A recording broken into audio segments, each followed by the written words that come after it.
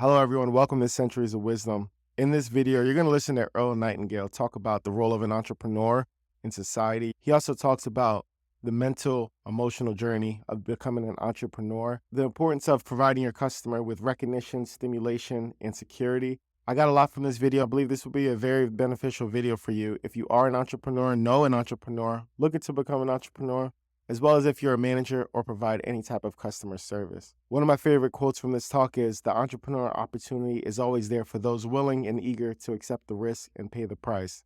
Is it worth it? Of course it's worth it. Leave a comment of your favorite quote by Earl Nightingale in this talk or your favorite entrepreneurial talk. It may motivate the next person reading it. Other than that, I wish you guys good things, and I want to say thank you for watching and supporting the channel. And here's a legendary talk for you to enjoy by Earl Nightingale. Entrepreneur. A person who organizes, operates, and assumes the risk for business ventures, especially an impresario. The word comes from Old French, see enterprise. For entrepreneurs, America was and is truly a paradise.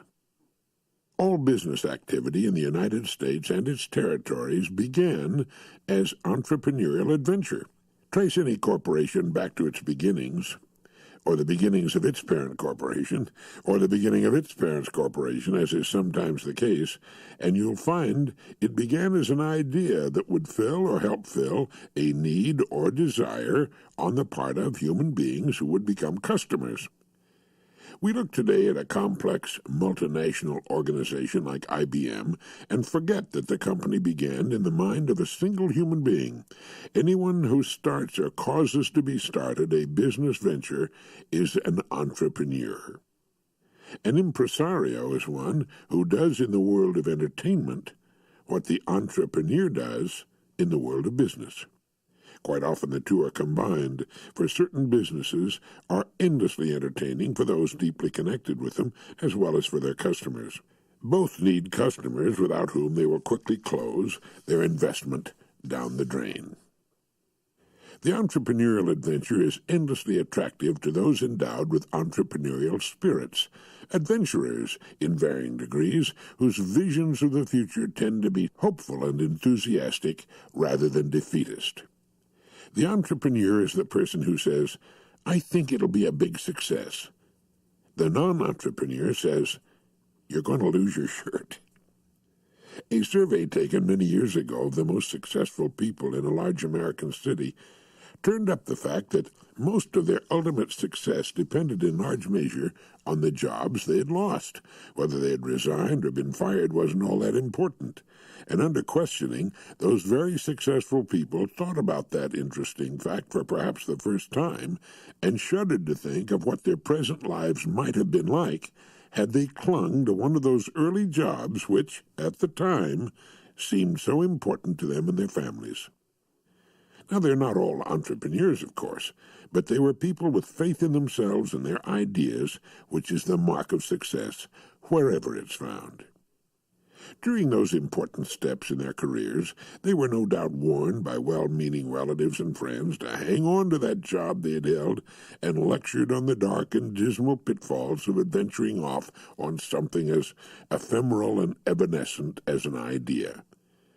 But of course, good ideas are not ephemeral or evanescent, as their status of thought might indicate to the more fearful. They're the most important things on the planet Earth, and it's producing ideas that raises the human being to his or her highest levels of achievement. Ideas solve problems, make our lives infinitely more interesting and rewarding, less dangerous, better fed, better employed, richer in countless ways, and wonderfully more comfortable. Without ideas, we'd still be sitting in the trees grooming one another. All the creatures on the planet have life-saving techniques. Some are fleet of foot, others sharp of claw and fang. There are fish in the deep, dark trenches of the ocean that dangle tiny lanterns above their waiting jaws. But for the human being, there is the brain, the idea producer, to save his or her skin in myriad ways. And the United States, the only nation on the planet with the word happiness in its official chartering papers, offers a number of options to those desiring to share in the good life.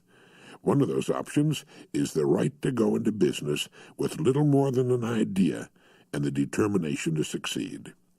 The idea that results in a person running the risks of starting his or her own business depends strictly upon the person's background, education, previous level of accomplishment, and aspirations. For most of us, going into business is a pursuit beset by many problems, irritations, headaches, sleepless nights, long hours, and low pay. Ah, yes, being in business for oneself does not necessarily mean an inordinately high income. On the contrary, it often means very little or no income at all for long periods of time. But once the business hits, whether it takes 5 years or 15, you've got the world by the nether parts. You decide what you're worth in the salary and bonus departments, and the company can pay for much that would ordinarily come out of an employee's pay.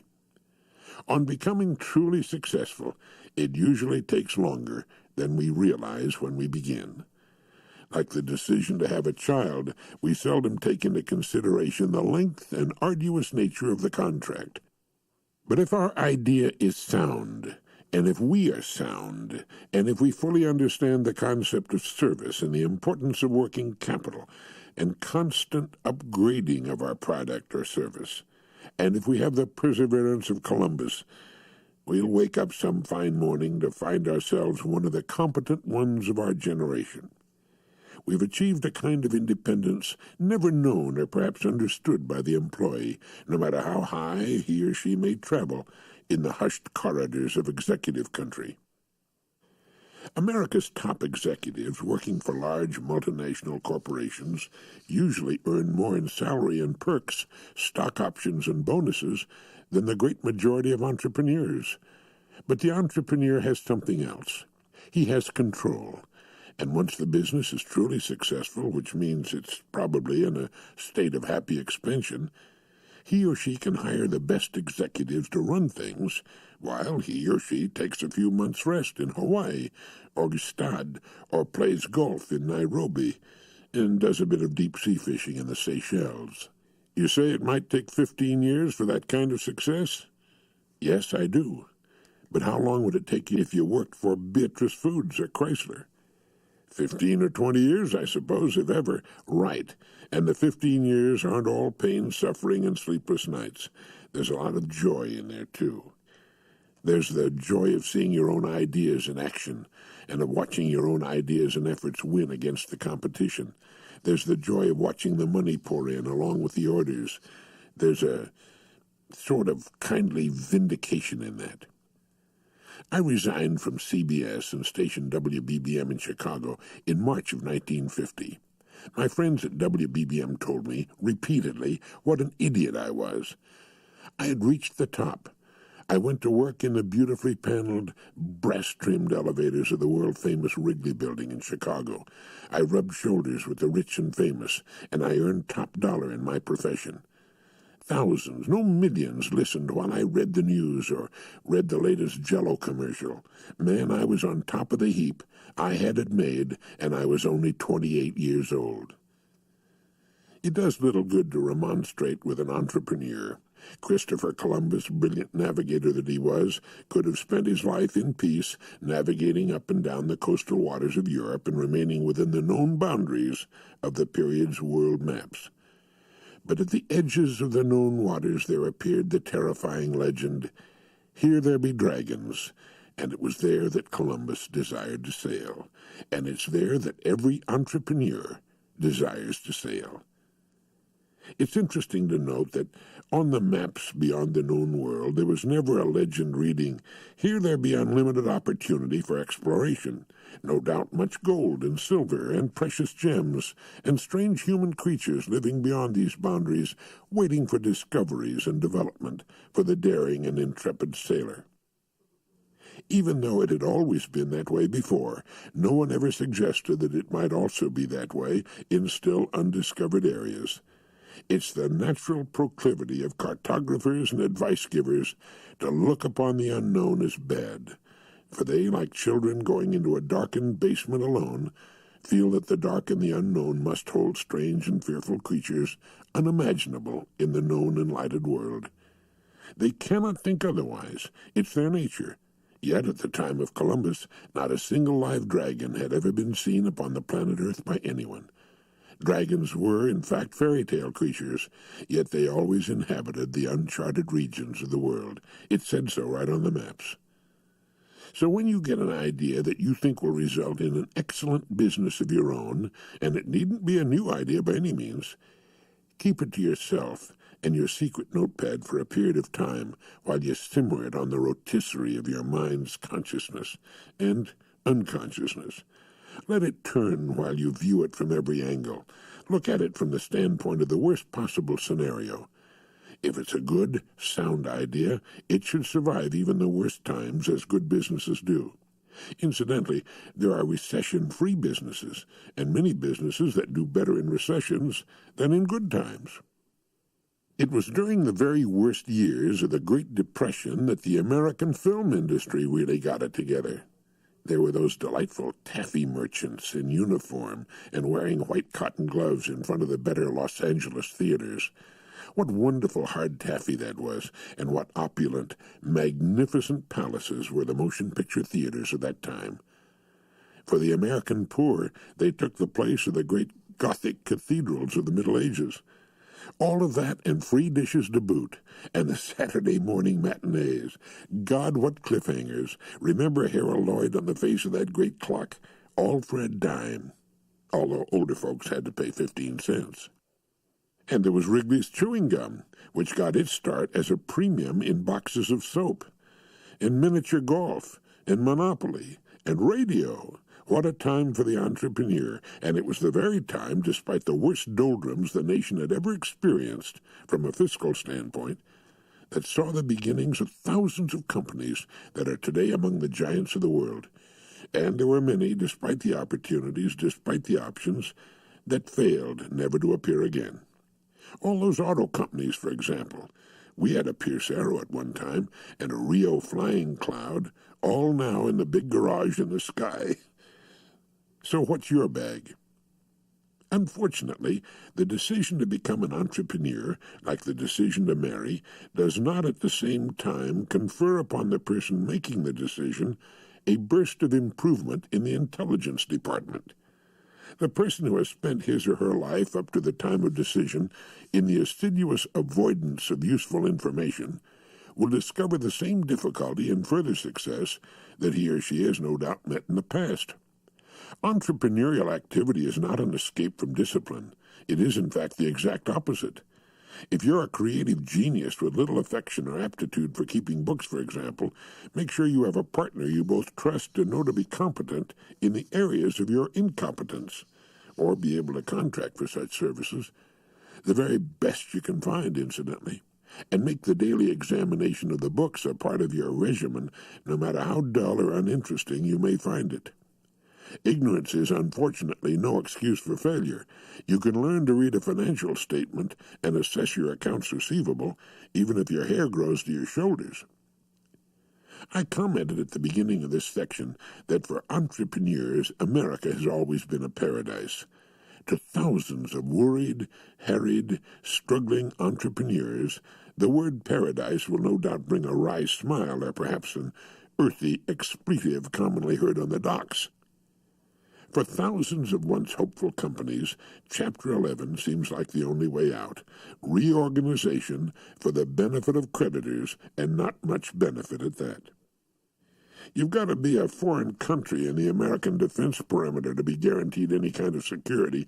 Oh, I've heard all the comments, and at times muttered a few myself. There are no guarantees. Don't confuse opportunity with guarantee. And it's best that you get rid of that terrible word, security, now, once and for all. There's no such thing as security as long as you're alive. Dead, you're secure. Unborn, you're secure. If you're alive, you're the very epitome of insecurity. Think about it. You're on a small planet hurtling through space, the mystery of space, at about 1,000,000 miles an hour. The dinosaurs were here for millions of years and were far more successful as living creatures than we've been with our short-lived appearance as Johnny-come-latelys. and they were extinguished in a matter of weeks because of a giant meteor that raised so much dust it obliterated the sun, and they froze to death. Security? Ah, there's no such thing. But there's opportunity. There's joy. There's love. There are all kinds of wonderful things to do and see and experience, but there's no security whatever. Do you call an 80-year existence in the billions of years the universe has been around security? We're secure in our foreknowledge of the time we've got, and we can see how well we can use that time. But the kind of security most people are looking for, that's something else. That's your home and car that the bank has as collateral for your loans. They can be resold, so you have to ask yourself, or at least it's a good idea to ask yourself, what do I want to do with my time, however short or long it may be? Do I want to make it big? Do I want to see the world and live in penthouse apartments overlooking the sea and drive fine European cars and command a 50-foot flybridge fisherman with twin diesels throbbing below my feet? Or do I want to make a difference with what I believe to be a very good idea or talent that I've worked very hard to hone to marketability? If the money comes, great. I can spend it as well as the next guy. But I'm happiest doing my thing, and I don't want a boss telling me what to do for the rest of my working life. I want to be independent as much as that's possible, considering I can only succeed to the extent that I serve others. My public, whatever that amounts to, is my boss. I must please those people, or they won't give me the money to buy the things I need and want. Elementary, my dear Watson. But if we have just that little time to live, who would want to spend it, as you say, tiptoeing through life, trying to make it safely to death? Lots of people. Short time, long time. Most people get very nervous when they think of being in charge of their own economic well-being. They want that check every week, the one with the great name at the top that makes everyone glad to cash it. And don't knock it. That's where your own key people will come from. If they were all in business for themselves, there'd be a heck of a lot more competition than there is. And keep in mind that competition only exists at all if you choose to play follow the leader. Rolls-Royce isn't in competition with anyone. Take a look at IBM and the rest of the top cats, people at the top of their lines of business. Nope, they're not concerned about competition. They're too busy creating. If you're a pace setter, you're not competing. You're leading. You're creating. You've carved your own niche out of the market, like Pogan Pole Kitchens or Baker Furniture. My company, the Nightingale Conant Corporation of Chicago, doesn't have any competitors. We have copiers and also rans. Sure, that's the sincerest form of flattery. But competitors? No. We never will have as long as we have the gung-ho creative management we've got and the team that puts it all together. You won't see us on Fortune's list of the top 500 corporations in America, but we're number one in our industry. We founded it, and we still look upon our company as a fledgling just getting its flying feathers. Someday, when we're on the big board, we'll probably be NC Corp. Pie in the sky? You know, people have been telling people like me that all of our lives. Do you know what pie in the sky really is? It's the vision of a piece of pie a truck driver gets as he approaches the truck stop. And it's pie in the sky only for a short while. Then, there it is, on the counter, dripping with sweet juice and apples oozing out. Helen, how about putting a scoop of vanilla ice cream right there on top? Thanks. That's darn good. That was pie in the sky, but now it's a delicious memory. We need to make our delicious visions real in our lives.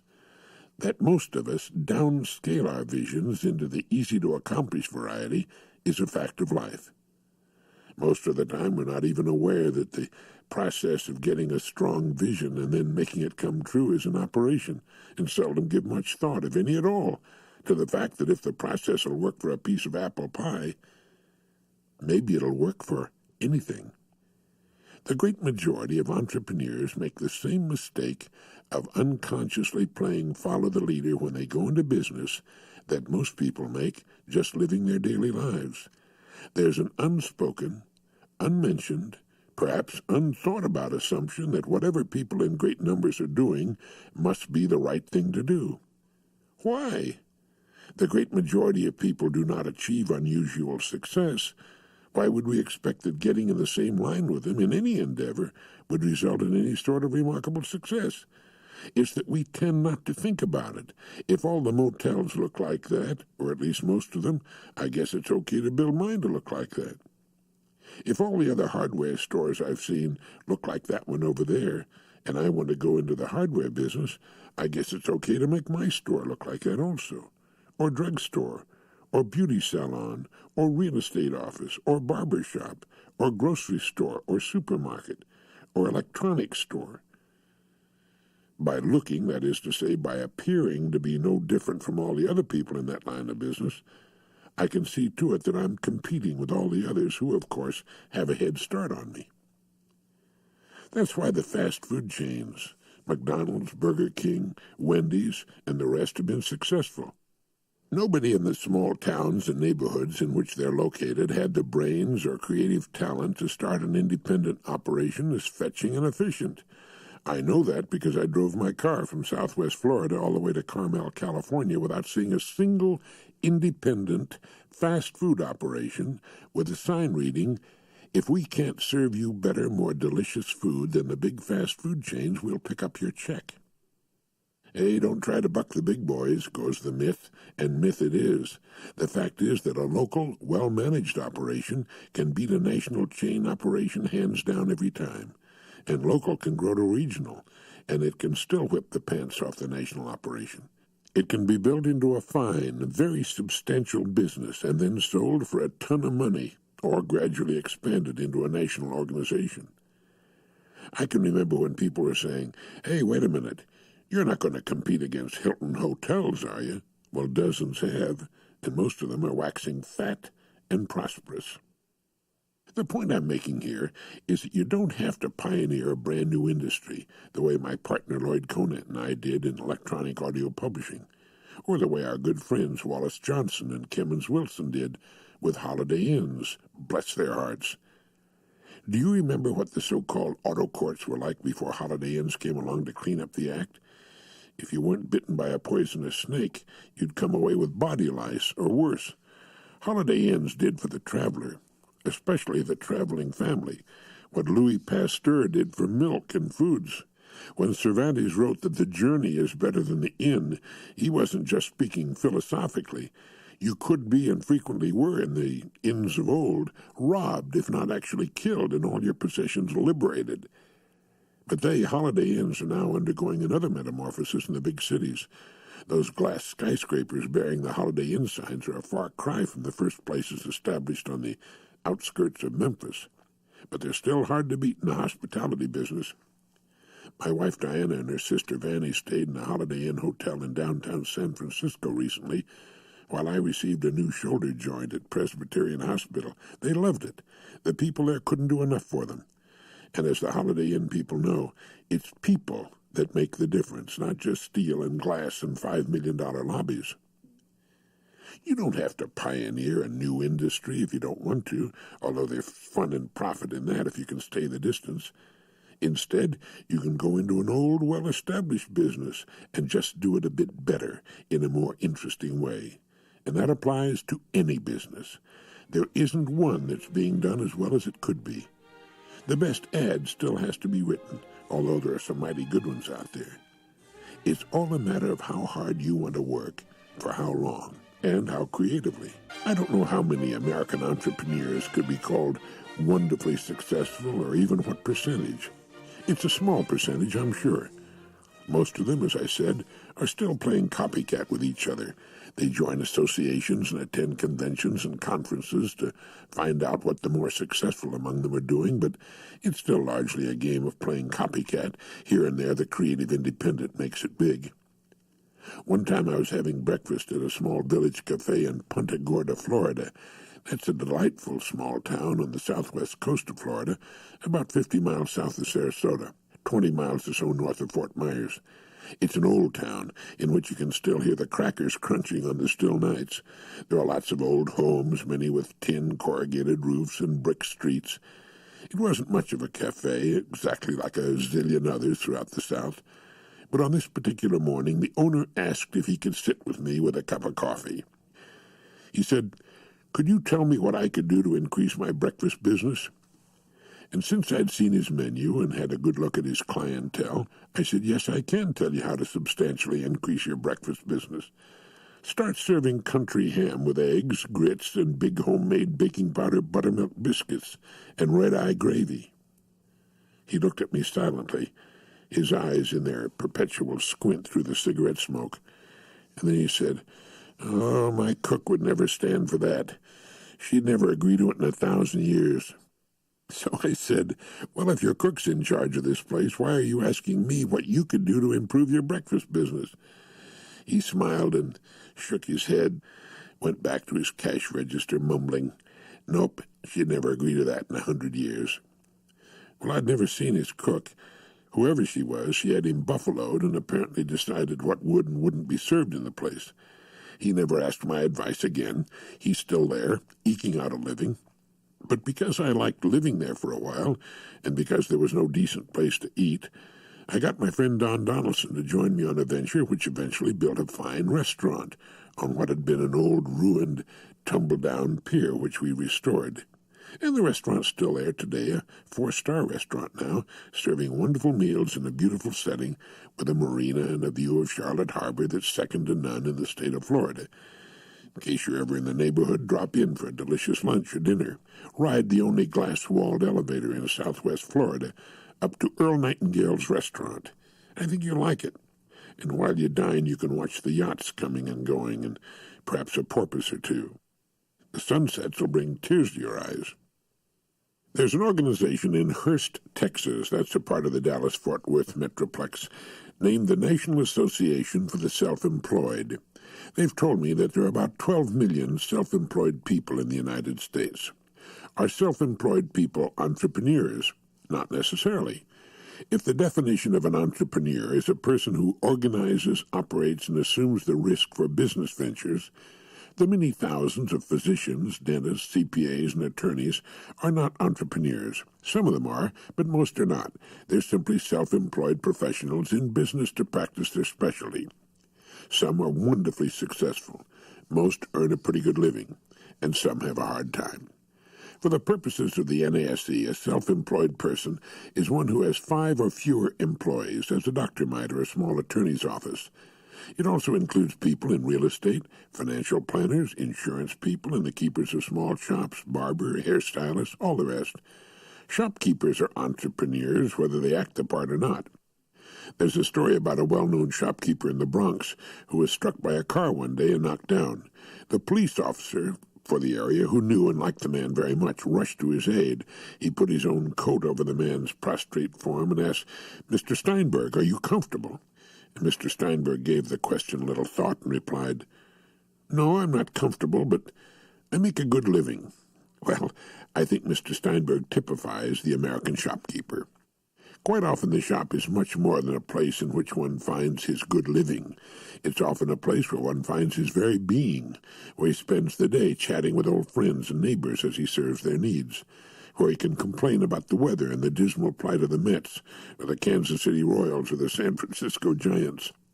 It's a place where he interfaces with the people of his world, the people who give him his identity and raison d'etre, his very reason for being. Quite often, retirement is something he or she would rather not think about. There are no burning desires or impetuous goals tugging at the mind of this person.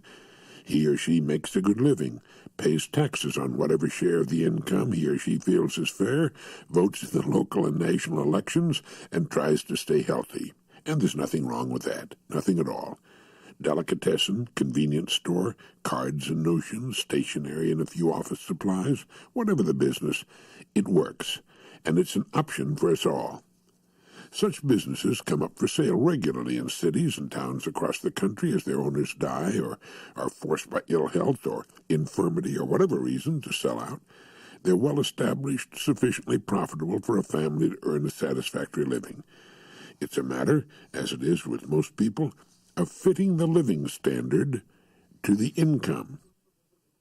But it is also quite possible and also an option to fit the income to the living standard. Once one decides how he or she wants to live and what it will take in the way of income to live like that, one has a goal, an income goal to reach. And for such people, America is also a paradise, because in America, as it is in many Western democracies and now the Pacific Basin, the sky is no longer the limit in the income department. The income is only tied to what one does to earn it in the way of providing services or products for customers. But for those who wish to climb into the higher realms of income, perhaps membership in the National Association for the Self-Employed won't cut it. Maybe it will. And it's here that the entrepreneur really comes into his or her own. As I said earlier, all of us come from humble beginnings if we go back far enough. And for most of us, we don't have to go back very far. Quite often 20 or 30 years will do quite nicely. But if a person is to make the move from a family of quite average income into the realms of higher income, that is, fitting the income to the lifestyle goals he chooses, with his lifestyle goals in the upper brackets, that person is going to have to make some internal adjustments first. First, he must know that the pathway is open to him. He must believe that there are no artificial barriers such as hereditary class restrictions to his climbing all the way to the very top if that's what he desires. And there are not. He must then adopt, practice, and make a daily part of himself an attitude of cheerful expectancy. He must know, in italics, that the success he's beginning to dream about will be his, that it's only a matter of time, that he is leaving the ways of his family, neighbors, relatives, school chums, and acquaintances, and climbing into the more rarefied realms of achievement and wealth. He knows it will take time, but the time will pass anyway, whether he climbs out of the average way of life or not. And he needs to know that he must acquire an education of a sort that will qualify him to find his place in those loftier realms of achievement and wealth. And he needs to know that he will become what he thinks about, and he's got to stop thinking in ordinary ways. The success he seeks is not ordinary, it's extraordinary, and he must begin immediately to think in extraordinary ways. He needs to begin asking himself, how can I be of unusual service to enough people that my commission on that service will add up to the lifestyle I've chosen for myself? All entrepreneurs in business for themselves, as head of their own enterprises, are, in the final sense, on straight commission. They can take no more from the business than their fair share. If their fair share comes to, let's say, $300,000 a year, that enterprise must either serve a great many people or sell a very high-ticket product. For example, if you sell someone a yacht for $600,000, your commission on that sale might come to $30,000. You'll need 10 such sales to earn your $300,000. Or you can make a product on which you earn $1 apiece and sell the product to 300,000 people. Now that's less than the total population of a good-sized American city. Either will do. And if you can double your sales in either case, you can earn $600,000 a year, or half the salary of Joe Montana, quarterback for the San Francisco 49ers, who incidentally is worth every penny of it. At least you're starting to think along lines that no one in your family since the dim beginnings of Homo sapiens has ever thought before, and as you do, your inner culture is undergoing a significant change. The cutting away from the average has to begin, as everything has to begin, in the mind, and from the mind to the attitude, then back into the mind until it's all at peace, and the ideas start to come. Interestingly, this is not the way most entrepreneurs start things. They usually get started in an attempt to prove a point, to prove they know what they're talking and thinking about. Quite often an entrepreneur begins as an employee pleading with his boss to take a new tack. The boss shakes his head like the repository of all wisdom he often believes himself to be, and says, "No, it'll never work." Whereupon the burgeoning entrepreneur says, "It will work. It's a good idea. It'll revolutionize this business, and I'm going to do it. I quit." Well, it seldom happens that quickly. There may be months of agonizing, long talks into the wee hours of the morning with friends, even a few sorties into the possibility of raising money on the outside before the final decision is made. But dozens of the most successful companies in the world began in the mind of an employee who had to quit and start his own business to prove he was right. Quite often he had no lifestyle goals to shoot at, just a burning desire to do what he tried unsuccessfully to get his boss to let him do within the framework of the organization he worked for. One day, a smiling accountant shows him his company's profit picture, and he realizes he's rich, and that he and the family can move out of the old place with a hole in the living room carpet and the one-car garage into something nicer, which will more accurately represent his true place in the community. Now, that usually takes 15 to 20 years to happen, but it does happen in a lot less time than that in this new age we've stumbled into. But all of this makes the entrepreneur a different kind of cat. The fact that he got the idea for the change in the first place sets him apart. Everyone else is usually quite content to go along as before, without thinking about anything at all, even his boss. The fact that he became so involved with the idea sets him apart.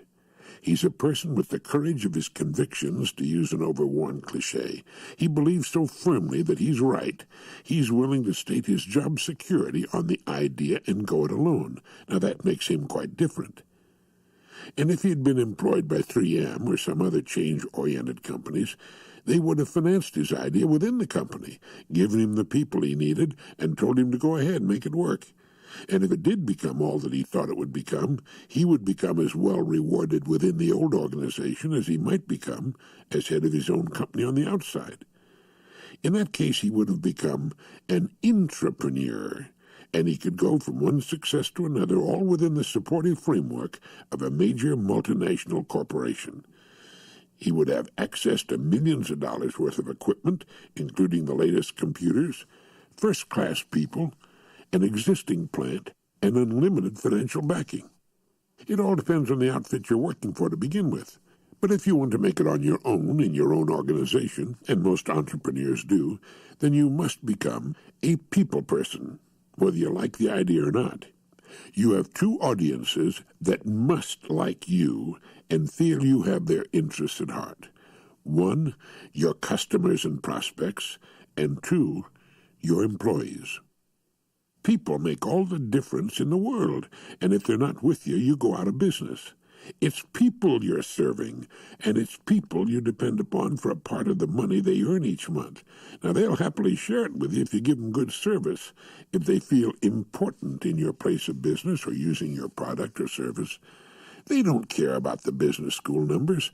They're like flowers.